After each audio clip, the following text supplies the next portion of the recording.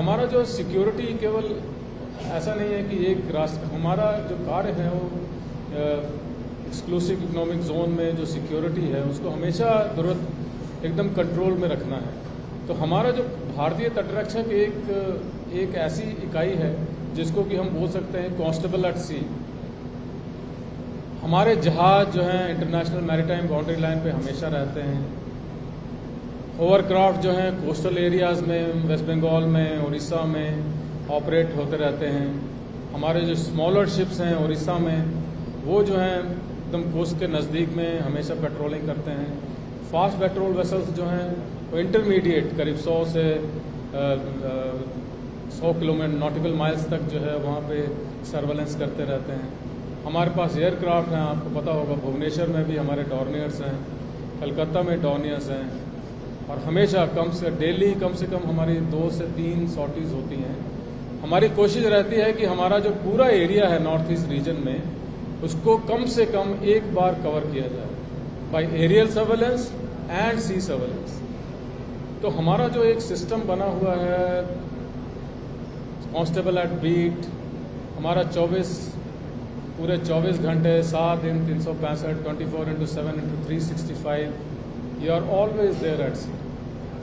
और हम कैसे इंश्योर करते हैं बोर्डिंग ऑपरेशन हम जो है मर्चेंट वेसल्स या फिशिंग बोट्स या और कोई क्राफ्ट है उनकी बोर्डिंग करते हैं। मैक्सिमम से जितनी हो सकती है बोर्डिंग ऑपरेशन करते हैं, so that we rule out any possibility of any anti national activities.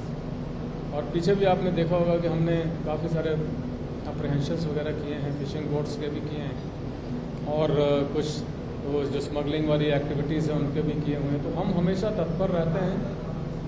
और ये मैं आपको एश्योर करना चाहता हूँ कि हमारे एरिया में जिस ढंग की हम 24/7/365 सिक्योरिटी सेफ्टी प्रोवाइड कर रहे हैं, हम पूरी कोशिश कर रहे हैं कि देश को कभी देश के जो नेशनल इंटरेस्ट हैं, सिक्योरिटी इंटरेस्ट हैं, सेफ्टी इंटरेस्ट हैं, उनमें कभी भी कोई भी बाधा ना आए। इसके अलावा मैंने आपको बताया नहीं कि हमारे जो एक CCN है, कोस्टल रेडार नेटवर्क है, जिससे कि हम रेडार पिक्चर, फिर हमारे और भी सेंसर्स होते हैं उसमें कैमरास, वो उससे भी जो है हम जो है ना तट की और ये समुद्र से क्या एक्टिविटीज़ हो रही हैं उसके ऊपर निगरानी रखते हैं।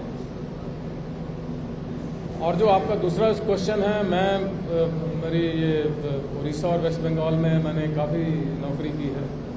पारादीप में मैं 3.5 साल के करीब था, और फिर वेस्ट बंगाल में मेरा ये तीसरा टेन्योर है।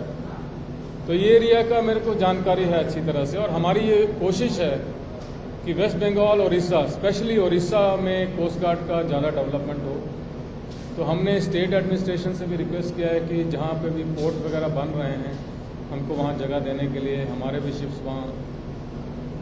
उड़ीसा में अभी एट प्रेजेंट एक ही बड़ा पोर्ट है पारादीप, तो हमारे ज़्यादातर शिप्स यहीं पे है।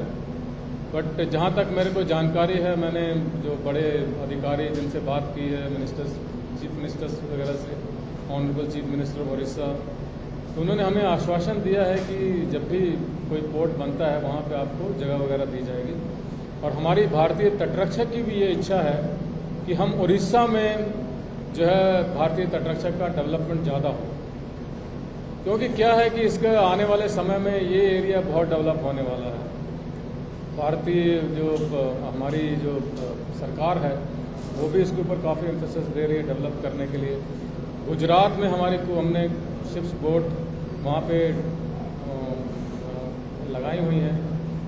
हमारी इच्छा है कि वहाँ पे और भी बड़े शिप्स आएँ, और आते एक और शिप जो है अभी रिसेंटली हमारे ऐड हुआ है पारादीप में, अदम्या, उसको रिसेंटली हमने कमीशन किया। आप लोग आए होंगे कमीशन के टाइम में। एक और फास्ट पेट्रोल वेसल जो है अभी जो गोवा में बन रही है, अमूल्या गोवा में बन रही है, उसको भी यहाँ पे हम रीबेस कर रहे हैं। वो भी अगले महीने तक शायद यहाँ पे आ जाएगी। और हमारी कोशिश है कि कुछ और बड़े शिप, जैसा ये वाला, इसको ऑफशोर पेट्रोल वेसल बोलते हैं, वो हम गोपालपुर में बेस कर सकें। लेकिन वहाँ पे भी ऐसी फैसिलिटीज़ जो है वो प्राइवेट पोर्ट है, लेकिन हमारी उनके साथ बातचीत वगैरह हुई है। हमने उनको रिक्वेस्ट किया है कि हमको वहाँ पे जट्टी वगैरह दें तो कि हम उसको डेवलप कर सकें। और इसके अलावा हमारी कोशिश है कि धामरा में हमारा जो है वो एक अनमैन्ड एरियल व्हीकल्स वगैरह जो है ना, हमारे जो ड्रोन्स वगैरह का, वहाँ का स्टेशन बनाने की भी बात चल रही है। तो एडमिनिस्ट्रेशन के साथ हम ज़मीन वगैरह के लिए बातचीत कर रहे हैं। पर इतना आप ध्यान रखिए कि इतना आपको मैं आश्वासन देता हूँ कि उड़ीसा मतलब अगले 4-5 साल में भारतीय तटरक्षक की जो यहाँ पर उपस्थिति है और भी बढ़ने वाली है।